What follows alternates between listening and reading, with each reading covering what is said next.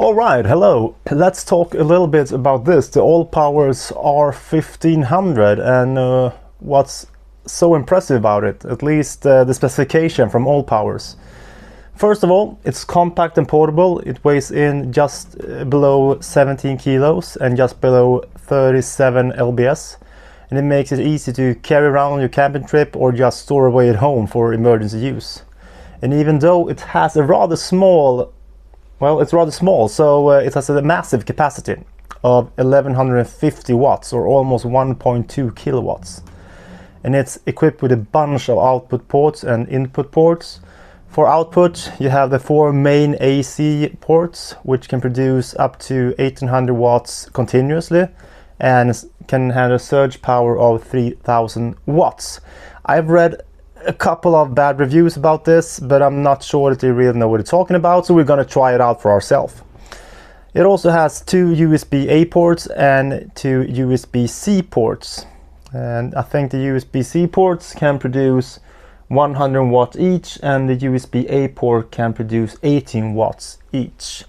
It also has a car output, which is 12 volt 10 amps, so a total of 120 watts output. And then when it comes to the inputs, you have 1 AC input, which can produce up to 1500 watts. We need to try that out because I read different things about this. But according to AllPowers, you can charge this with 1500 watts. And you can also charge it with solar panels. And then you can have solar panels between 12 to 60 volts at a maximum of 600 watts.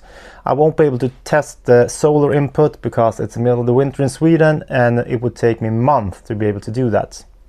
On top, you also had 2 wireless chargers. They're of 15 watts each, so a total of 30 watts for the 2 of them. With this, you can power almost everything, from your smartphone and laptop to small appliances like mini fridge, or even power tools is possible to power with the AllPowers power station. I was on the verge of forgetting one of the main features of this power station, and that's that it's expandable. On this here you have the opportunity to connect 2 expansion battery, and you can also connect these expansion batteries in series, so you can have a total of 3 expansion batteries of 1 kilowatts each. So together with this you can get a 4 kilowatt system, and that can power almost anything. Alright, it's finally time for some testing, and I'm gonna see if I can take this heat gun and power it. Turn it on. Open these flaps. These flaps are actually, these are some sort of protective rubber flaps, and they really stick there, so it's really good. I like it. I'm out camping, I need something to protect it from getting dust in, so that's perfect. Let's connect it. There you go, and turn it on.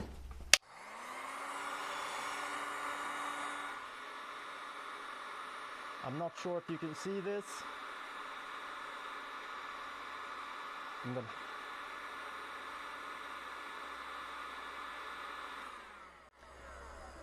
And I turned it on myself.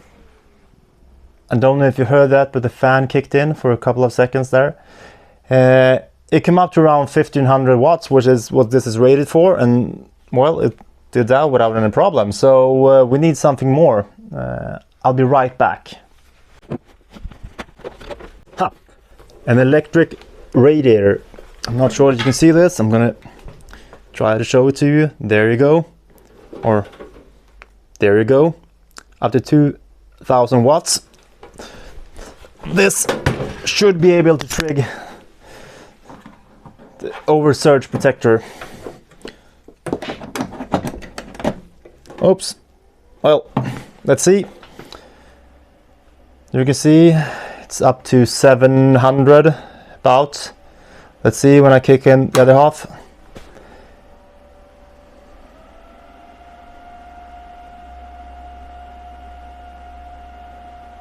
Wow. I'm actually running this at, I don't know if you can see this, but it's running at 1900 watts output. Over a period of time. We learned 2 things. This can handle a shitload, and this does not give out 2000 watts. We have to see. Let's trigger this as well. Oh, that's it. Well, it went for up to 1900 watts, and that is rated for 1800, I think. I have to double check this. Yeah, 1800 watts. That's really impressive. I have to check back on the video, and I hope you can actually see that this did up to 1900 watts without any problem over a period of time. That's really cool. I watched one video review online where a rather famous YouTuber told everyone that this is rubbish because you can only charge up to 400 watts and you can't get up even above 1000 as promised. And I think that's because he didn't know what he was doing. This is because to be able, there's two things. One, you can't charge this at the maximum speed when it's almost full. It only charges around 1500 watts when it's around maybe between 20 up to 60 or 70%. And that's because you don't want to force too much power into almost full or almost depleted battery. That's one thing. The other thing is you need to activate this. And this is the fast mode, which is something you have to activate in the app. So you have to use your phone to be able to get maximum charging out. Otherwise it's in an eco mode, so not to put too much strain on the battery.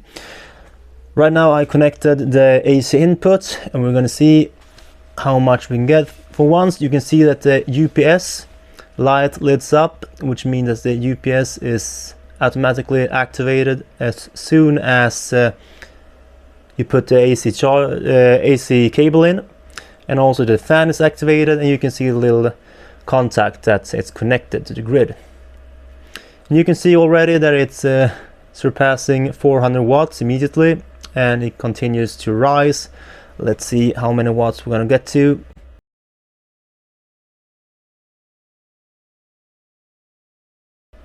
And we're at 1500 watts, so it works perfectly, and it's really easy to connect this.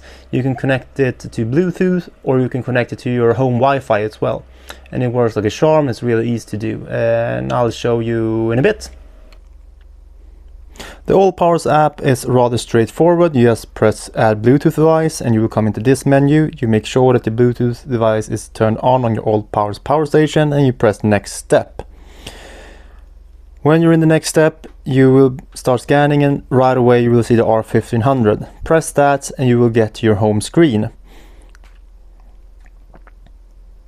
It's that easy. Up in the right corner you can press to get an extra menu, and if you go into that menu you can switch work mode between fast mode, standard mode and mute mode, where fast mode is fast charging, standard mode you can charge at 400 watts, and mute mode is charging without the fan, so it's rather slow. You can also turn eco mode on and off, and you can choose the eco mode shutdown timer if you want that as well. If you go back, you can see it here. You can see the input and output. You can turn the AC on and off.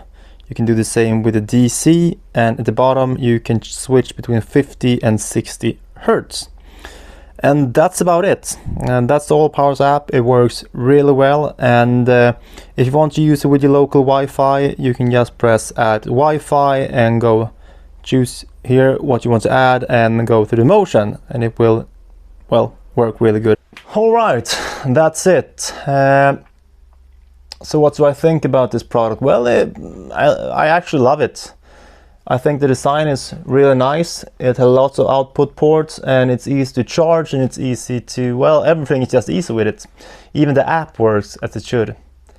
And it actually holds up to all my tests, which is really good. I would say that most power stations exaggerates what it can do, but this really handled the load, so to say. And it's really cheap. I think now it costs around 600 euros on some Christmas sale, and using my discount code Olle, you get an extra 15% off. It doesn't matter if it's a discounted price or if it's original price, you always get a 15% extra off. So that's really good, and I do recommend this. If you need a slightly larger power station, this is, I think, the way to go. It's portable, but it still has lots of power, and you can power basically everything. As long as you don't have to use enormous power tools, this will get the job done. I think that's it. If you have any questions, feel free to comment below, and if you have something bad to say, well, say it below, and I'll try to respond as nicely as possible. Please like this video, that will help me gain more followers, and if you want to follow, please do so.